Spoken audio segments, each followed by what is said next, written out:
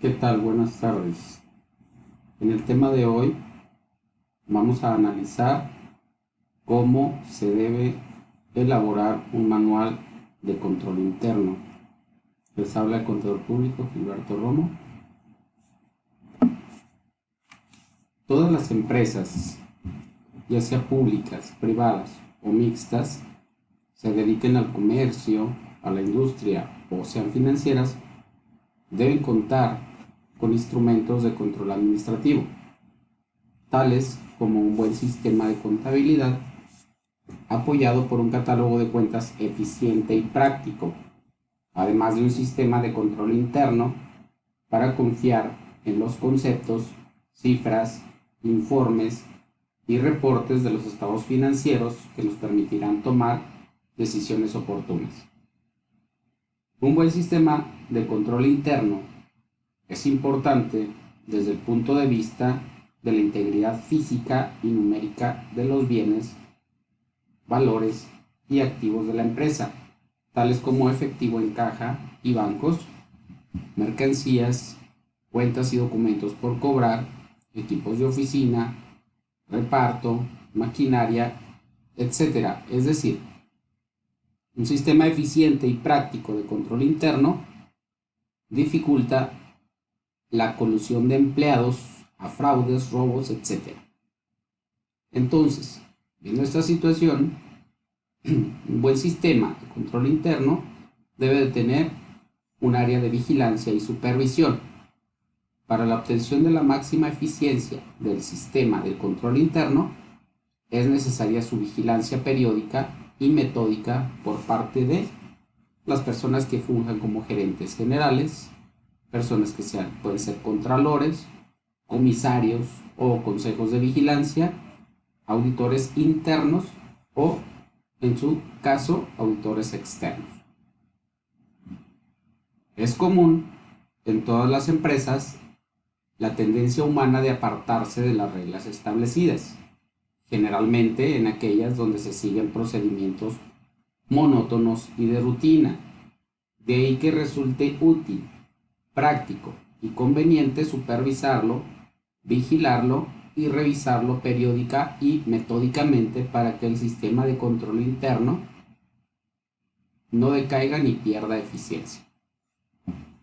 El control interno pues lo podemos clasificar en dos ramas, en administrativo y contable. El control interno administrativo se refiere a cuando los objetivos fundamentales son promoción de la eficiencia en la operación de la empresa, que la ejecución de las operaciones se adhiera a las políticas establecidas por la administración de la empresa. Y el control interno contable es cuando los objetivos fundamentales son protección de los activos de la empresa, obtención de información financiera veraz, confiable y oportuna que permita tomar decisiones adecuadas.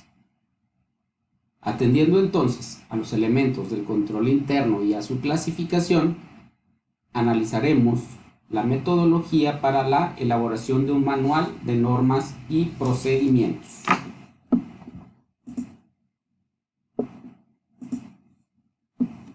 Dentro de los elementos del control interno podemos encontrarnos el de organización, el de catálogo de cuentas, sistema contable, estados financieros, presupuestos y pronósticos, entrenamiento, eficiencia y moralidad del personal y lo relativo a la supervisión. Los principios del control interno: tenemos en primer lugar la separación de funciones de operación, custodia y registro. En el punto número 2 tenemos la dualidad o plurilateralidad de personas en cada operación. ¿Qué quiere decir esto? Que para cada una de las operaciones o transacciones de la entidad es recomendable que siempre participen 2 o más personas. 3. Ninguna persona debe tener acceso a los registros contables que controlan su actividad. Estos deben ser confidenciales por el área de contabilidad. El trabajo de los empleados, estamos hablando en el 4, será de complemento y no de revisión. Los empleados de cada uno de los departamentos participarán en la captura y carga de información de acuerdo a su departamento pero no del control exclusivo, que la función de registro de operaciones será exclusiva del departamento contable. ¿Cuál es el objetivo de llevar un control interno? Como primer punto nos pone el de prevenir fraudes. En el punto número 2, describir robos o malversaciones. En el punto número 3, obtener información administrativa, contable y financiera confiable y oportuna. En el 4, localizar errores administrativos, contables y financieros. Y en el 5 es proteger y salvaguardar los bienes, valores, propiedades y demás activos de la empresa en cuestión. Viendo pues los principios y objetivos del control interno, nos adentraremos en la metodología para la elaboración de un manual de normas y procedimientos. Esta es una tarea minuciosa que requiere de una metodología para lograr su elaboración en el menor tiempo posible. Y veremos los 4 pasos fundamentales para lograr la elaboración del manual del que estamos hablando. La primera, etapa de la elaboración. La segunda es la etapa de revisión. La tercera es la etapa de aprobación. Y la cuarta etapa es la de distribución y la de puesta en marcha. Dentro de la etapa de elaboración, que es lo que analizaremos enseguida, encontramos la de organización y planeación del proceso de elaboración. ¿Qué quiere decir esto? La dividimos en 3 partes. Designación de un responsable por cada unidad administrativa de la organización, definiendo y delimitando de manera específica su trabajo para que pueda actuar en él. Aquí tendremos que tener un responsable por cada área que estemos analizando y que la persona pueda estar empapada y dar suficiente información del área que estamos analizando. Tendremos que elaborar un cronograma de las principales actividades que incluyan las etapas de elaboración, revisión, aprobación y distribución, y elaborar un cronograma para las entrevistas. Todo lo tendremos que tener debidamente agendado por fechas para no interferir en las funciones normales de la compañía o del ente económico del que estemos hablando. Planear acciones que identifiquen, capten y diseñen los procesos y procedimientos. Tendremos que identificar ese tipo de acciones que un poquito más adelante vamos a revisar. Dentro de la etapa de la elaboración, vimos anteriormente la organización y planeación del proceso. Ahora entramos a lo que sería la investigación preliminar. ¿De qué se trata esto? Tenemos que, como punto número 1, reconocer las unidades responsables. ¿Cuáles son las unidades? ¿Cuáles son los puestos que vamos a investigar? Definir el método para la recolección de la información, un poquito más adelante lo vamos a checar. Identificación de normas y políticas, atribuciones, funciones y actividades básicas y complementarias. ¿Sí? Normalmente las compañías tienen algún manual de normas y políticas, o tienen establecido de manera clara y específica las facultades que pueden tener cada uno de los funcionarios que en la misma intervienen. Diseño y aplicación de medios y materiales de apoyo, como pueden ser encuestas, guía de entrevistas o de observación, cuestionarios, etc. Pasamos al punto que se refiere a la recolección de la información. ¿Qué tendremos que hacer aquí? Recabar datos y documentos que deberán analizarse y sistematizarse para que nos permitan conocer los procedimientos, procesos de su operatividad actual. Tenemos que conocer a fondo cómo realiza la empresa sus actividades diarias o sus actividades cotidianas. Investigación documentada que puede obtenerse de los archivos con los que ya cuenta la organización y que actualmente están en operación. Podemos irnos a información histórica que puede tener la empresa y darnos cuenta de cómo se ha venido trabajando hasta en el momento que nosotros estamos haciendo la investigación.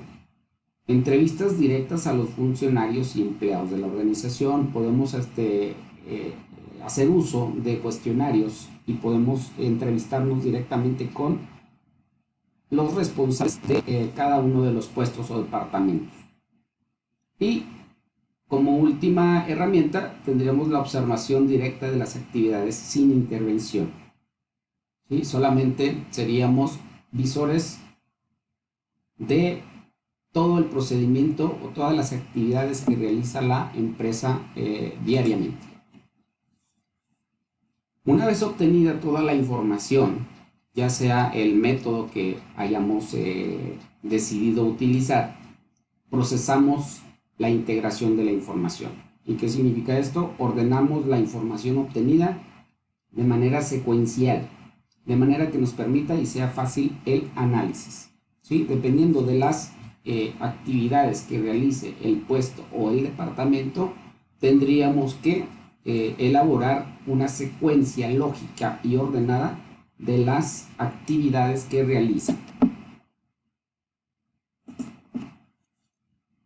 Posteriormente al procesamiento de la información, entramos a lo que es la fase del análisis de la información. Observación a detalle. Esto significa que es observación a detalle de cada elemento obtenido en la recolección de la información y cada uno de los pasos que componen el procedimiento. En el análisis de la información se debe adoptar un enfoque interrogativo y formularse las siguientes preguntas. Siempre que querramos adentrarnos o conocer a fondo las actividades que realiza un ente económico para proceder a determinar si el procedimiento es correcto o si sugerimos algún cambio, tendremos que hacernos este tipo de preguntas. ¿Para qué se hace? ¿Quién lo hace? ¿Cómo se hace? ¿Cuándo se hace? ¿Qué instrumentos, materiales, equipos o herramientas utiliza? ¿Y de quién recibe la información y hacia quién dirige su información? Una vez que estamos analizando la información, dice, de las respuestas que obtengamos a las interrogantes que vimos en la lámina anterior, se deberá combinar o detectar la interrelación existente entre un puesto y otro, o entre un departamento y otro, a fin de agilizar o simplificar los trámites. Para ello se podrá utilizar algún diagrama de flujo de actividades, donde el mismo diagrama o el mismo flujo nos va a ir diciendo cuál es la actividad siguiente a la anterior. Y en caso de que sí proceda o en caso de que no proceda, ¿qué tendríamos que hacer? ¿Cuál sería la actividad que haríamos?